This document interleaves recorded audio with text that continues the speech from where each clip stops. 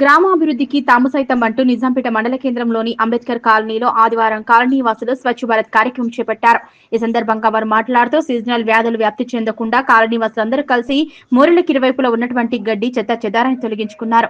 అలాగే గుంతలుగా ఉన్న రోడ్డుకు మట్టి పోశారు. గ్రామంలో ప్రతి ఒక్కరు వీరిని ఆదర్శంగా తీసుకున్నట్లయితే గ్రామాలు అభివృద్ధి చెందుతాయని, గ్రామాల్లో పరిసరాల పరిశుభ్రతకు గ్రామ ప్రజలు సహకరించాలన్నారు.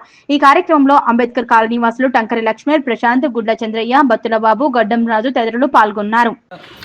మూరికి ఇరువైపులా చెత్తను క్లీన్ చేసుకోవడం వల్ల, మనం చెత్త చెదరం క్లీన్ చేసుకోవడం వల్ల సీజనల్ వ్యాధులు రాకుండా, పిల్లలకు కానీ దోమలు ఈగలు లేకుండా చాలా క్లీన్గా ఉంటుందని మా కాలనీ వాసులు అందరం కలిసి నీట్గా క్లీన్ చేసుకున్నాం. ప్రతి ఒక్కరు కూడా ఇలా క్లీన్ చేసుకుంటే సీజనల్ జ్వరాలు కానీ పిల్లలకు ఎలాంటి వ్యాధులు రాకుండా ఉంటాయి.